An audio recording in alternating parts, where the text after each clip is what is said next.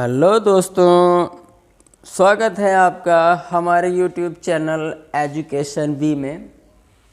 आज फिर से हिंदी का एक महत्वपूर्ण बिंदु समास लेकर हम आप लोगों के समक्ष उपस्थित हुए हैं। तो यह वीडियो आप लोगों के लिए बहुत ही कारगर सिद्ध होने वाली है, क्योंकि इस वन शॉट एक ही वीडियो में आपको संपूर्ण समास आपका कवर कराया जाएगा। इसके बाद इस वीडियो को देखने के बाद समास में आपका कोई भी डाउट नहीं रह जाएगा, सारा का सारा डाउट क्लियर हो जाएगा। तो चलिए हम शुरुआत करते हैं इस वन शॉट वीडियो की। तो हमारा टॉपिक है समास। तो समास की परिभाषा क्या होती है? समास की परिभाषा होती है कि समष्टि करोति सह समासः। समष्टि करोति सह समासः। समष्टि का मतलब होता है छोटा, और करोति यानी करना। तो छोटा करना ही समास कहलाता है कि कोई भी वाक्यांश दिया है, उपपद दिया है, उसको छोटा करके लिखना ही क्या कहलाता है? समास कहलाता है। जैसे देखिए, जैसे आपके पास एक पद है कि 3 नेत्रों वाला, है ना, 3 नेत्रों वाला। अब इसका हमें समास करना है, तो 3 नेत्रों वाला, इसका समास क्या होगा? इसका समास होगा त्रिनेत्र। 3 नेत्रों वाला, इसका समास क्या हो जाएगा? त्रिनेत्र हो जाएगा। जैसे कि 4 भुजाएं हैं जिसकी, 4 भुजाएं हैं जिसकी, एक ये पद है और इसको क्या करना है? समास के रूप में लिखना है, छोटा करना है। तो 4 भुजाएं हैं जिसकी, यानी किसकी 4 भुजाएं हैं? भगवान विष्णु की। या तो हम विष्णु बोले, या तो हम बोले कि 4 भुजाएं हैं जिसकी, वो वाले भगवान जिसकी 4 भुजाएं हैं, है ना। तो यही क्या होता है? हमारा समास होता है। तो ये समस्त पद है, इसको हम समस्त पद और इसको समास। ये है हमारा विग्रह। ये क्या है? विग्रह। और ये क्या है? समास है। ठीक, तो समास यानी छोटा करना। तो छोटा करके लिखना ही क्या कहलाता है? समास कहलाता है। तो चलिए हम देखते हैं कि समास की परिभाषा क्या होती है। तो समास की परिभाषा होती है समष्टि करोति सह समासः। छोटा करके लिखना ही क्या कहलाता है? समास कहलाता है। अब हम आइए हम बात कर लेते हैं समास के प्रकार। तो समास मुख्यतः 6 प्रकार का होता है। तो पहला हमारा आता है अव्ययी भाव समास। पहला आता है अव्ययी भाव समास। दूसरा हमारा आता है तत्पुरुष समास। दूसरा तत्पुरुष समास। और तीसरा हमारा आता है कर्मधारय समास। तीसरा कर्मधारय समास। और चौथा नंबर का हमारा आता है बहुब्रीहि समास। चौथा नंबर बहुब्रीहि समास। और 5वां नंबर का आता है द्वंद्व समास। 5वां नंबर द्वंद्व समास। और 6वां नंबर आता है द्विगु समास। 6वां नंबर का कौन सा है? द्विगु समास। तो ये है हमारे समास कि समास कितने प्रकार का होता है? समास मुख्यतः 6 प्रकार का होता है। कौन कौन सा? अव्ययी भाव समास, तत्पुरुष समास, कर्मधारय समास, चौथा नंबर बहुब्रीहि समास, 5वां नंबर का द्वंद्व समास और 6वां नंबर का द्विगु समास। तो ये है समास के प्रकार। अब हम क्या करेंगे कि बारी बारी से इसको देख लेते हैं, ठीक है। तो सबसे पहले कर्मधारय समास, ठीक। तो एक एक करके हम देखेंगे, कोई आवश्यक नहीं है कि ये सीरियल वाइज ही देखा जाए, ठीक है। आप इसको समझने के लिए चाहे पहले कर्मधारय पढ़ो, चाहे पहले द्वंद्व पढ़ो, चाहे पहले बहुब्रीहि पढ़ो, दूसरे में तत्पुरुष पढ़ो या दूसरे में द्विगु समास पढ़ो, ये आप पर डिपेंड है कि आपको पढ़ना है, आपको समझना है, आप कैसे पढ़ेंगे, कैसे समझेंगे, वो आप पर निर्भर करेगा। तो समास में सबसे पहले हम लोग पढ़ते हैं कर्मधारय समास। पहला हमारा आता है कर्मधारय समास। तो कर्मधारय समास को हम कुछ उदाहरण के माध्यम से समझते हैं। तो देखिए, कर्मधारय समास की परिभाषा आप देंगे कि जिस समास का पहला पद विशेषण हो और दूसरा पद विशेष्य हो। पहला पद कैसा हो? पहला पद हमारा विशेषण हो और दूसरा पद विशेष्य हो। विशेष्य का मतलब होता है संज्ञा। विशेष्य का मतलब क्या होता है? संज्ञा। कि पहला पद इसका विशेषण हो और दूसरा पद विशेष्य हो, वो क्या कहलाता है? कर्मधारय समास कहलाता है। तो चलिए हम उदाहरण के माध्यम से समझते हैं कि कर्मधारय में पहला पद विशेषण होना चाहिए। नीलकमल, नीलकमल का विग्रह क्या होगा? नीलकमल का विग्रह होगा कि नीला कमल। कि कमल क्या है? संज्ञा है। कमल संज्ञा है और नीला क्या है? विशेषण है। तो विशेषण का मतलब है जो संज्ञा की विशेषता बताता हो। तो कमल की विशेषता क्या है? कि वो नीला है। ठीक, कमल की विशेषता क्या है? कि वो नीला है। और पुरुषोत्तम का मतलब होता है पुरुषों में उत्तम। पुरुषों में उत्तम, कि वह जो पुरुषों में उत्तम है, यानी उत्तम पुरुष। पुरुषोत्तम का मतलब उत्तम पुरुष, अच्छा पुरुष। तो पुरुष क्या है? संज्ञा है और उत्तम क्या है? विशेषण है। तो उत्तम पुरुष कहिए या फिर कहिए पुरुषों में उत्तम है जो, वो पुरुषोत्तम कहलाता है। अगला है भला मानस। कि भला और मानस, कि मानस कैसा है? मानस यानी मनुष्य। मनुष्य कैसा है? भला है। मनुष्य की विशेषता क्या है? कि वो भला है। अब यहाँ टोपी की विशेषता क्या है? कि वो लाल है। टोपी की विशेषता क्या है? कि लाल है ना। टोपी की विशेषता कि वो लाल है।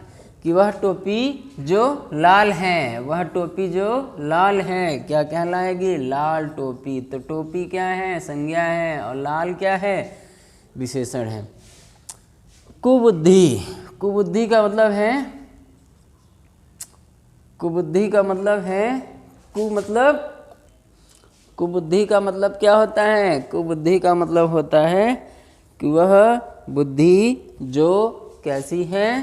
कु है। कु का मतलब बुरी, बुद्धि वाला।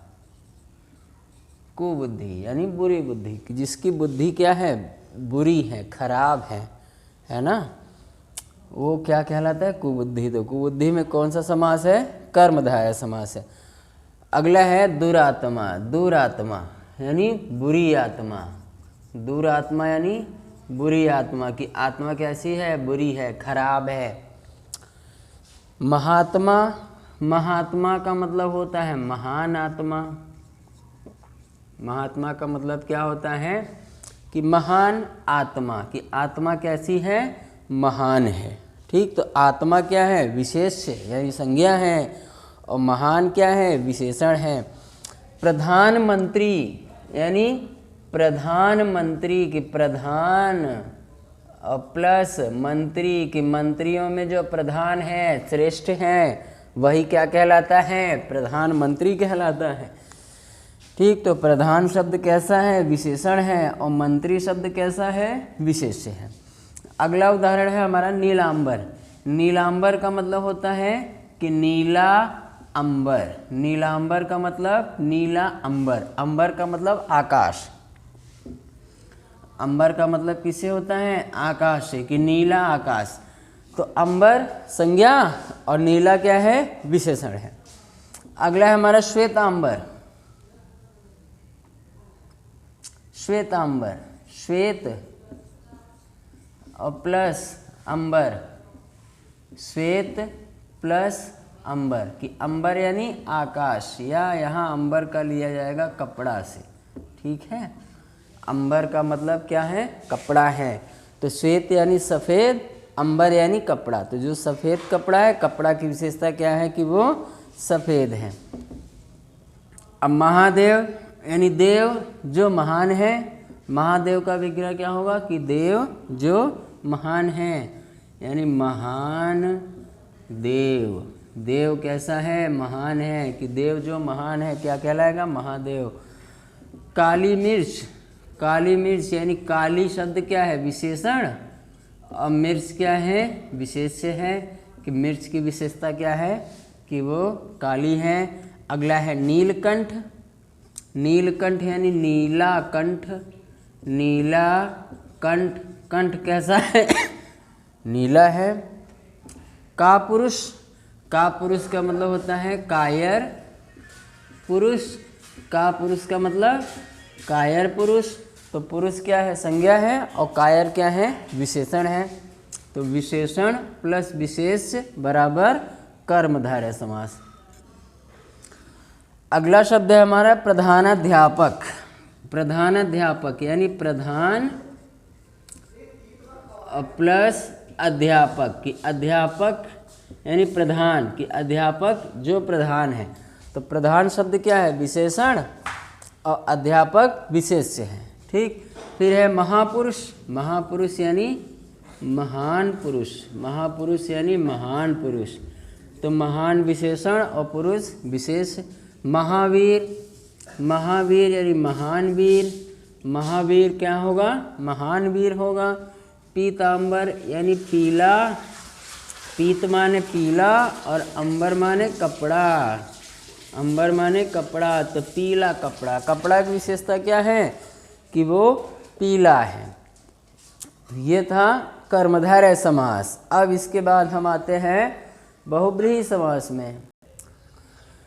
अगला है हमारा बहुब्रीहि समास। तो बहुब्रीहि समास का अर्थ होता है कि इसमें ना तो पहला पद प्रधान होता है, ना ही दूसरा पद प्रधान होता है, बल्कि कोई अन्य पद प्रधान होता है। बहुब्रीहि समास कहलाता है। बहुब्रीहि समास की आप परिभाषा दोगे कि जिस समास में ना तो पहला पद प्रधान हो, ना दूसरा पद प्रधान हो, बल्कि कोई अन्य पद प्रधान हो, बहुब्रीहि समास कहलाता है। तो चलिए हम इसका विग्रह करके देखते हैं। तो पहला शब्द है हमारा त्रिनेत्र। त्रिनेत्र यानी तीन नेत्रों वाला, तीन नेत्रों वाला, कि वह जिसके तीन नेत्र हैं। तो तीन नेत्रों वाला कौन है, भगवान शिव हैं। त्रिनेत्र हम किसको कहते हैं, भगवान शिव को कहते हैं। ऐसे ही त्रिनेत्र की तरह हमारा है त्रिलोचन, यानी तीन लोचन हैं जिसके, लोचन मतलब होता है नयन यानी आँख। तो तीन लोचन है जिसके, कि तीन नेत्र यानी आँख जिसके हैं। किसके तीन नेत्र हैं, भगवान शिव के। ठीक, कि तीन लोचन वाला, तीन लोचन यानी नेत्र, आँख, चक्षु, नयन, विलोचन यानी किसके हैं, भगवान शिव के हैं। अगला शब्द है हमारा आशुतोष। आशु, आशु जो तोष होता है, आशु जो तोष होता है। ठीक है, तो आशु जो तोष होता है। तो आशु का मतलब होता है शीघ्र, आशु का मतलब होता है शीघ्र, और तोष का मतलब होता है प्रसन्न। तोष का मतलब होता है प्रसन्न, कि जो शीघ्र प्रसन्न होने वाला होता है, यानी शीघ्र जल्दी कौन प्रसन्न हो जाता है, कौन जल्दी प्रसन्न हो जाता है, यानी किसको हम आशुतोष कहते हैं। आशुतोष हम कहते हैं भगवान शिव को। तो आशुतोष किसका नाम है, भगवान शिव का नाम है। तो आशुतोष का विग्रह होगा कि वह जो शीघ्र ही प्रसन्न हो जाता है, खुश हो जाता है, वही क्या कहलाता है, आशुतोष कहलाता है। तो ऐसा कौन है, भगवान शिव हैं। आशुतोष के बाद अगला उदाहरण है हमारा नीलकंठ। नीलकंठ यानी नीलाकंठ। तो नीलाकंठ है जिसका, नीलाकंठ है जिसका, किसका नीलाकंठ है, भगवान शिव का। तो विग्रह अगर आप लोगों को लिखना होगा तो लिख लीजिए, ठीक है, मैं बोल दे रहा हूँ, आप लिख लीजिए। यहाँ जगह कम होने के कारण हम इसका विग्रह नहीं लिख पा रहे हैं, आप लोग लिख लीजिएगा। कमल नयन। कमल नयन का मतलब है कमल के समान नयन है जिसके, कि कमल के समान नयन है जिसके। तो किसके नयन कमल के समान है? भगवान विष्णु के। अगला है चक्रधर, कि चक्र धर, धर का मतलब धारण करने वाला, तो चक्र धारण करने वाला कौन है? भगवान विष्णु है। लंबोदर, कि लंबा उदर है जिसका, उदर का मतलब होता है पेट से, ठीक। तो लंबा पेट यानी भारी पेट, बड़ा पेट। तो लंबोदर यानी किसको कहते हैं? गणेश जी को कहते हैं। लंबोदर हम किसको कहते हैं? भगवान श्री गणेश जी को कहते हैं। 10 मुख यानी 10 मुख हैं जिसके, 10 मुख हैं जिसके। तो 10 मुख किसके हैं? रावण के हैं। अगला है तिरंगा, 3 रंगों, तिरंगा यानी 3 रंगों वाला, 3 रंगों वाला, कि 3 रंगों वाला क्या है? भारत का राष्ट्रीय ध्वज। तिरंगा हम किसको कहते हैं? तिरंगा हम कहते हैं भारत के राष्ट्रीय ध्वज को हम तिरंगा कहते हैं। तो तिरंगा में कौन सा समास है? बहुब्रीहि है। अगला है हमारा पीतांबर। पीतांबर यानी पीले वस्त्र वाला, है ना। तो पीले वस्त्र वाला, किसका वस्त्र पीला है? भगवान श्री कृष्ण का। पीतांबर हम किसको कहते हैं? भगवान श्री कृष्ण को कहते हैं। अगला है हमारा अंशुमाली। अंशुमाली यानी अंशु हैं मालाएं जिसकी। अंशुमाली का विग्रह क्या होगा? कि अंशु हैं मालाएं जिसकी। तो अंशु का मतलब होता है किरण। तो किरण किसकी मालाएं हैं? किसकी मालाएं हैं? किरण सूर्य की हैं। अगला है पंकज। पंक में जो जन्मा हो, पंक यानी कीचड़, तो कीचड़ में जो जन्मा हो उसको क्या कहते हैं? पंकज कहते हैं। तो पंकज किसका नाम है? कमल का। कीचड़ में कौन पैदा होता है? कमल, ठीक। अगला शब्द है मयूर वाहन। तो मयूर है वाहन जिसका, मयूर है वाहन जिसका। तो किसका वाहन है? मयूर कुमार कार्तिकेय का। तो मयूर वाहन हम किसको बोलेंगे? कुमार कार्तिकेय को। अब इसके बाद है मृगेंद्र। मृगेंद्र यानी मृगों का इंद्र, मृगों का इंद्र। इंद्र मतलब राजा, और मृग माने हिरण। तो हिरण का जो राजा है, मृगों का इंद्र है, वो कौन है? सिंह है, शेर है। सुकेश। सुकेश यानी सुंदर केशों वाला। तो यहाँ केश का मतलब होगा सुंदर केश। यहाँ केश का तात्पर्य है चांदनी से। केश का तात्पर्य किसके है? चांदनी से है, यानी रोशनी से है। तो सुकेश हम किसको कहते हैं? सुकेश हम कहते हैं चांद को। सुकेश किसको कहते हैं? चांद को कहते हैं। कि सुंदर केश, केश यानी किरण। तो सुंदर किरण, किसकी किरण सुंदर होती है? प्रिय होती है? चांद की होती है। सुकेश हम किसको कहते हैं? चांद को कहते हैं। सुकेश में कौन सा समास है? बहुब्रीहि समास है, क्योंकि ना तो सुंदर प्रधान है ना तो केश प्रधान है, बल्कि कोई अन्य पर चांद प्रधान है। चतुर्मुख यानी 4 मुखों वाला। चतुर्मुख चांद 4 मुखों वाला कौन है? ब्रह्मा जी हैं। पद्मासना। पद्म यानी कमल, पद्म का आसन करने वाली, कमल पर आसीन होने वाली कौन है? माँ सरस्वती हैं। पद्मासना हम किसको कहते हैं?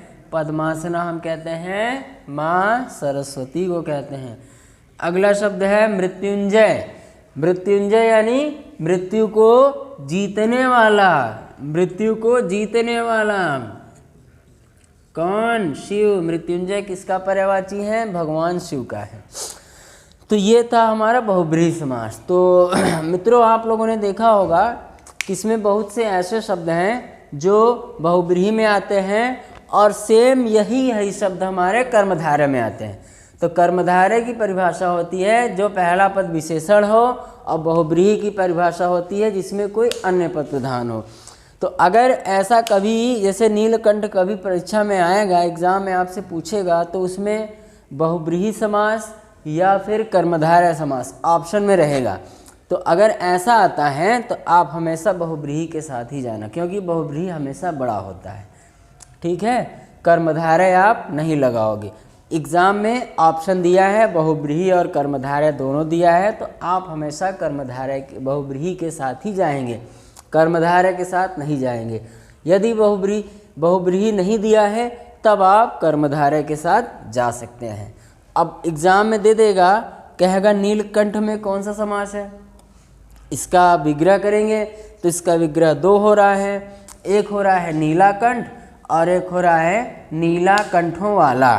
तो अगर नीले कंठों वाला का हम बात करेंगे तो भगवान शिव हो जाएंगे, इसमें बहुब्रीहि समास है, और सिर्फ नीला कंठ बोलेंगे तो इसमें कर्मधारय समास है।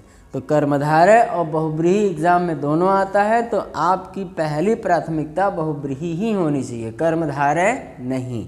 अगर ऑप्शन में बहुब्रीहि नहीं है तब आप कर्मधारय के साथ जा सकते हैं।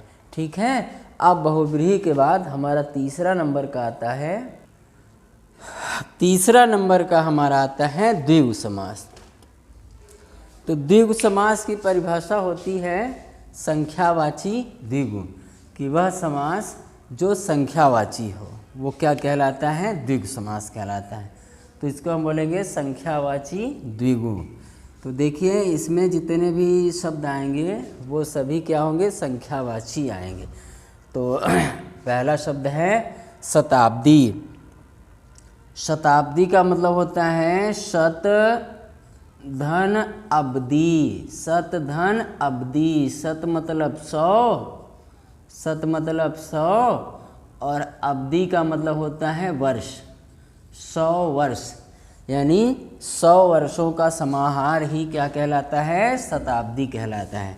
तो शताब्दी का विग्रह आप लोग क्या बोलोगे, शताब्दी का विग्रह बोलोगे कि 100 वर्षों का समाहार। ठीक, क्या बोलेंगे, 100 वर्षों का समाहार। समाहार यानी समूह, 100 वर्षों का समूह। 100 वर्ष संख्यावाची है। अगला है त्रिनेत्र।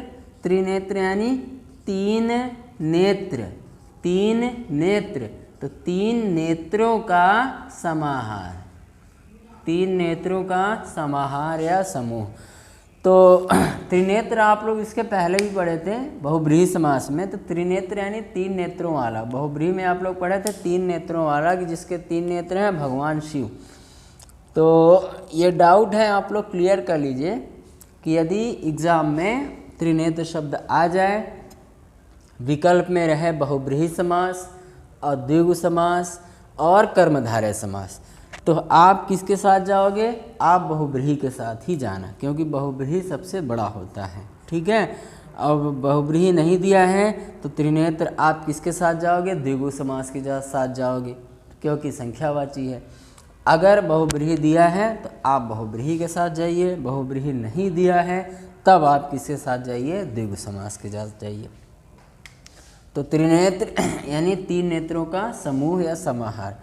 12 मासा यानी 12 महीनों का समाहार, 12 महीनों का समाहार। त्रिलोक, त्रिलोक यानी 3 लोकों का समाहार, 3 लोकों का समाहार। ठीक, त्रिलोक हो गया। सतसई, सतसई यानी सत और धन सई, कि सतसई को हम बोलेंगे कि 700 दोहों का समाहार। सतसई आप लोग देखे हैं ना, बिहारी का सतसई है, बिहारी जी ने लिखा है। तो सतसई यानी 700 दोहों का समाहार। ठीक, समाहार या समूह। चौराहा, चौराहा यानी 4 राह, 4 राह यानी रास्तों का समूह। अठन्नी, अठन्नी क्या होगा, 8 आना। ठीक, पहले आना चलता था, 1 आना, 2 आना, 3 आना। अठन्नी यानी 8 आनों का समाहार। अष्टसिद्ध, 8 सिद्ध यानी 8 सिद्धियों का समाहार। 8 सिद्धियों का समाहार। क्या होगा? अष्ट सिद्ध होगा। दोपहर, दोपहर यानी 2 प्रहरों का समाहार। प्रहर, एक प्रहर, 2 प्रहर, एक प्रहर में कितने घंटे होते हैं? 4 घंटे होते हैं, है ना?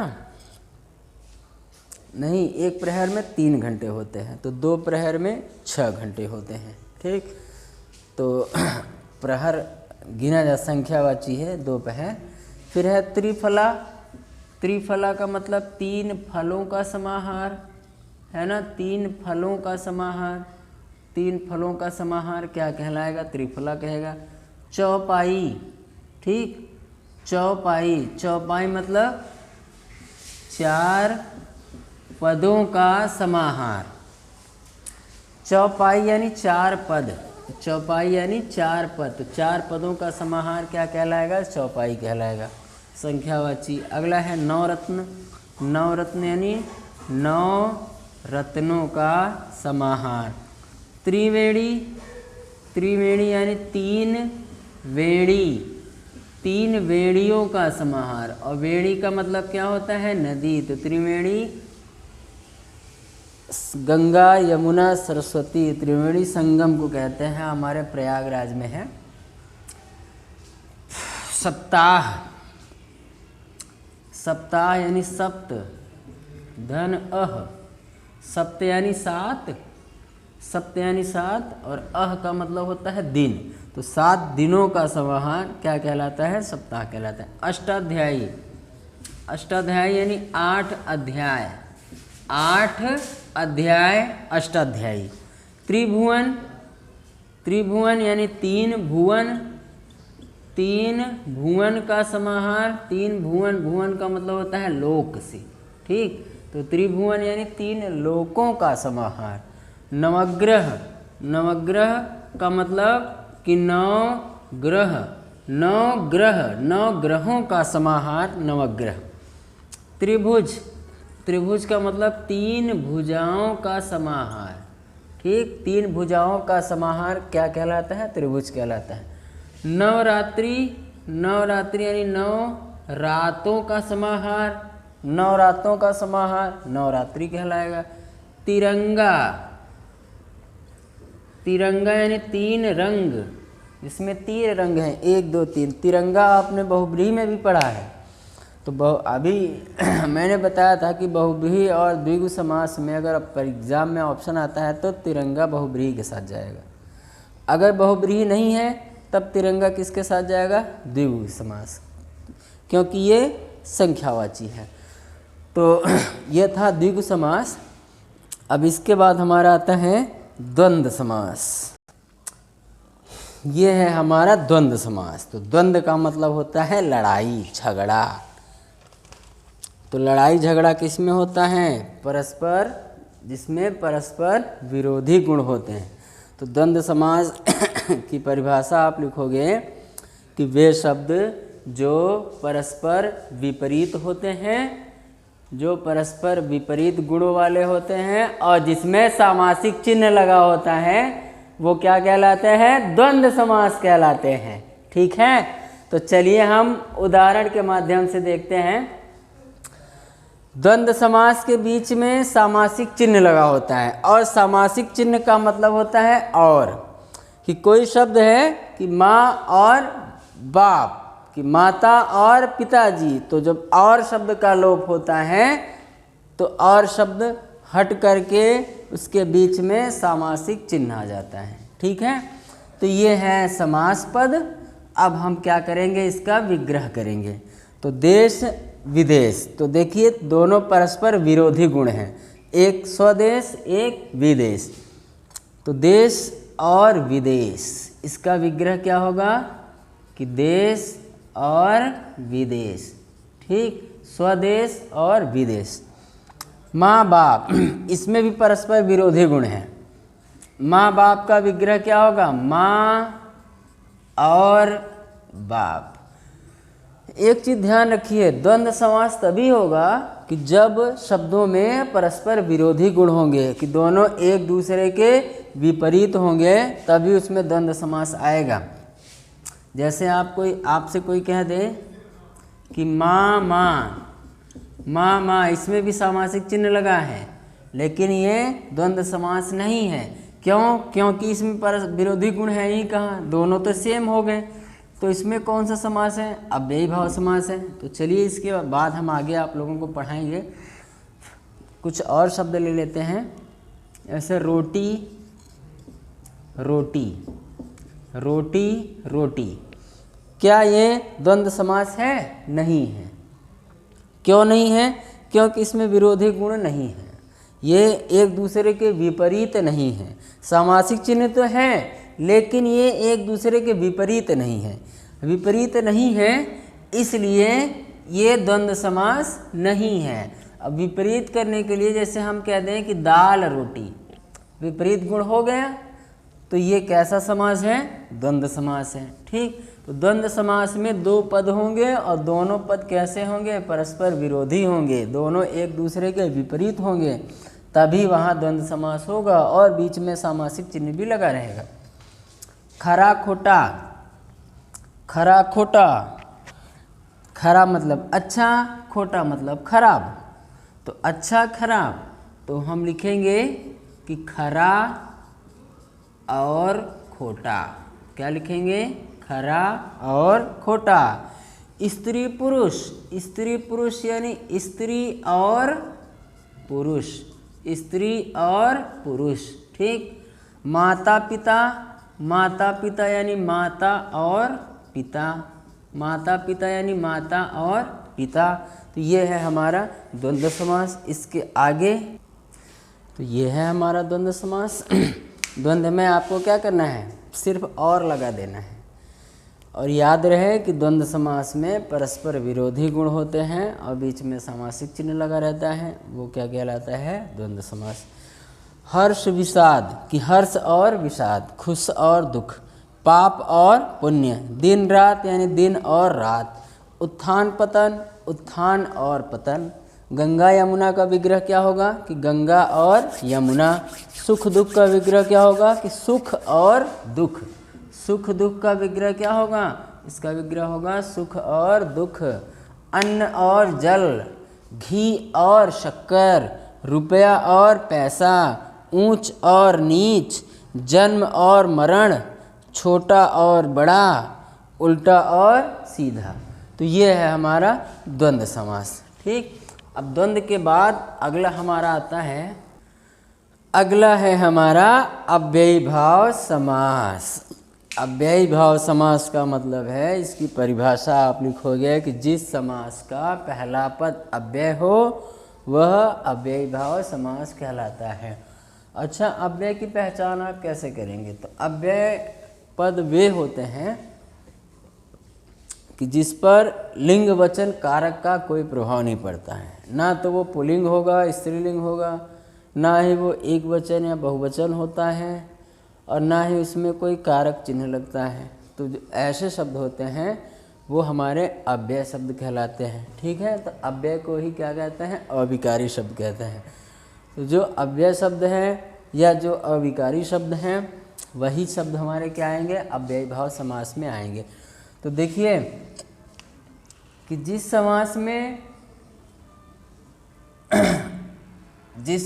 में अव्यय पद होता है वही क्या कहलाता है? अव्ययी भाव समास कहलाता है। ठीक है, जिसमें उपसर्ग लगता है ना, उपसर्ग वाले जितने भी शब्द होते हैं हमारे सभी अव्ययी भाव समास के कहलाते हैं। तो देखिए पहला शब्द है हमारा आजीवन। आजीवन का मतलब होता है जीवन भर। ठीक, आजीवन का मतलब जीवन भर। यथा सामर्थ्य का मतलब होता है, यथा सामर्थ्य का मतलब होता है कि सामर्थ्य के अनुसार, सामर्थ्य के अनुसार। ठीक, तो यथा शब्द क्या है? अव्यय है। आ शब्द क्या है? अव्यय है। यथा शब्द क्या है? अव्यय है। तो यथाशक्ति का मतलब, यथाशक्ति का मतलब शक्ति के अनुसार, यथाशक्ति का मतलब शक्ति के अनुसार। भरपेट, भरपेट का मतलब पेट भर कर, भरपेट का मतलब पेट भरकर, तो भर शब्द क्या है, अव्यय है, और पेट क्या है, संज्ञा है। हर रोज, हर रोज यानी रोज रोज, हर रोज यानी रोज रोज, रोज रोज कैसा शब्द है, अव्ययी भाव है। क्या यह तत्पुरुष है, देखिए इसमें सामासिक चिन्ह लगा है, क्या यह तत्पुरुष है, वो क्या कहते हैं, द्वंद्व समास। क्या यह द्वंद्व है, नहीं है, क्योंकि द्वंद्व की पहचान क्या होती है, उसमें भी सामासिक चिन्ह लगा रहता है। क्या यह द्वंद्व है, नहीं, क्यों, क्योंकि इसमें विरोधी गुण नहीं है ना, इसका विलोम, एक शब्द दूसरे शब्द का विलोम होता है जिसमें विरोधी गुण होते हैं, वो द्वंद्व समास कहलाता है। ये द्वंद्व नहीं है, ठीक है, समास चिन्ह है मगर द्वंद्व नहीं है, क्योंकि ये विरोधी नहीं है। हाथों हाथ, हाथों हाथ का मतलब है हाथ ही हाथ में, हाथ ही हाथ में, एक हाथ से दूसरे हाथ में, तो हाथों शब्द क्या है, अव्यय है। रातों रात, रातों रात का मतलब रात ही रात में, रात ही रात में यानी रातों रात। प्रतिदिन, प्रतिदिन यानी प्रत्येक दिन, प्रतिदिन यानी प्रत्येक दिन। इसमें अव्यय शब्द कौन सा है, प्रति है, प्रति क्या है, अव्यय शब्द है, और दिन क्या है, संज्ञा शब्द है। बेशक, इसमें बे अव्यय है और शक क्या है, इसमें हमको सिर्फ अव्यय देखना है ना, अव्ययांत पद। बेशक यानी बिना शक के, बिना शक के बेशक होता है। अब बेशक के बाद अगला हमारा है निडर, निडर यानी बिना डर के, निडर यानी बिना डर के, ठीक। नि शब्द क्या है, अव्यय है। निसंदेह, निसंदेह यानी बिना संदेह के, बिना संदेह के। प्रतिवर्ष, प्रतिवर्ष यानी प्रत्येक वर्ष, प्रतिवर्ष यानी प्रत्येक वर्ष, और प्रति शब्द क्या है, अव्यय है। आमरण, आ शब्द क्या है, अव्यय है। आमरण यानी मरण तक, मरने तक, मरने तक, आमरण। प्रत्येक यानी एक एक, प्रत्येक का मतलब एक एक, प्रति एक। सहरि, सहरि मतलब हरि के, हरि के साथ, तो साथ शब्द क्या है, अव्यय है। इसमें स शब्द क्या है, अव्यय है। इसमें प्रति, प्रति, प्रत्येक में क्या लगा है, प्रति लगा है ना, प्रतिधन एक यानी प्रत्येक, यण संधि का उदाहरण है, आप लोगों ने पढ़ चुका है। तो प्रत्येक में प्रति उपसर्ग है और एक क्या है, प्रत्यय है। सहरि, हरि के साथ। आजीवन यानी जीवन भर। अनजाने, अनजाने मतलब बिना जाने, अनजाने यानी बिना जाने, और आजीवन का मतलब होता है जीवन भर, ठीक। और प्रतिपल, प्रतिपल यानी प्रत्येक पल, प्रत्येक पल या हर एक पल, प्रत्येक पल। प्रत्यक्ष, प्रत्यक्ष, और प्रत्यक्ष का अगर आप विग्रह करेंगे तो प्रत्यक्ष का विग्रह क्या, प्रत्यक्ष का मतलब होता है कि जो सामने हो, आँखों के सामने। प्रत्यक्ष का मतलब आँखों के सामने, ठीक। इसमें जैसे प्रत्येक में प्रति लगा हुआ था, वैसे ही प्रत्यक्ष में भी प्रति लगा है। प्रतिधन अक्ष, तो प्रति क्या है, अव्यय है। आजन्मा, आजन्मा, आजन्मा, आजन्मा का आप लोग विग्रह क्या करेंगे, आजन्मा का होगा जन्म से लेकर। आजन्मा यानी आजन्मा का विग्रह क्या होगा, आजन्मा का विग्रह होगा कि जन्म से लेकर, ठीक, जन्म से लेकर यानी आजन्मा। तो ये था 5वें नंबर का हमारा अव्ययी भाव समास। अब इसमें एक और बचा है तत्पुरुष समास। आइए, ये समास का अंतिम टॉपिक है तत्पुरुष समास, इसको भी देख लेते हैं, फिर हमारा समास पूरी तरह से कंप्लीट हो जाएगा, पूर्ण हो जाएगा। ठीक है, तो चलिए देखते हैं हम तत्पुरुष समास। तो तत्पुरुष समास की पहचान होती है कि वे शब्द जिसका विग्रह करने पर उसमें कारक चिन्ह लगा होता है वही तत्पुरुष समास कहलाता है। कि जितने भी कारक चिन्ह वाले पद होंगे वो सभी के सभी पद हमारे तत्पुरुष समास कहलाएंगे। कि इन पदों का विग्रह करिए और विग्रह में आपको कारक चिन्ह मिलेंगे। हिंदी में आप लोगों ने कारक चिन्ह पढ़ा है। कारक चिन्ह होता है जैसे कर्ता ने, कर्म को, करण से या के द्वारा, संप्रदान के लिए, अपादान से अलग होना, संबंध, काके की, रारेरी, अधिकरण में, पे, पर। तो ये होते हैं हमारे कारक चिन्ह। तो कारक चिन्हों की संख्या कुल 7 होती है, लेकिन तत्पुरुष समास में हम 6 ही लेते हैं। एक जो पहला होता है कर्ता कारक नहीं लिया जाता है, तो कर्ता को छोड़ करके बाकी कर्म, करण, संप्रदान, अपादान, संबंध, संबोधन, ये सभी के सभी हमारे तत्पुरुष समास में आते हैं। ठीक है, तो चलिए हम इसका विग्रह करते हैं। पहला शब्द हमारा है प्राणपति। प्राणपति, प्राणपति का मतलब होता है प्राणों का पति, प्राणों का पति। तो देखिए विग्रह किया ना प्राणपति का, तो इसमें कारक चिन्ह आया, का आया ना कारक चिन्ह।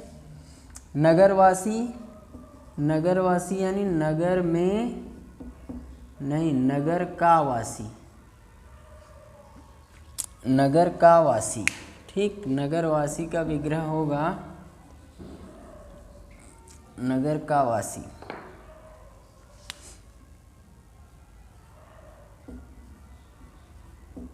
वासी।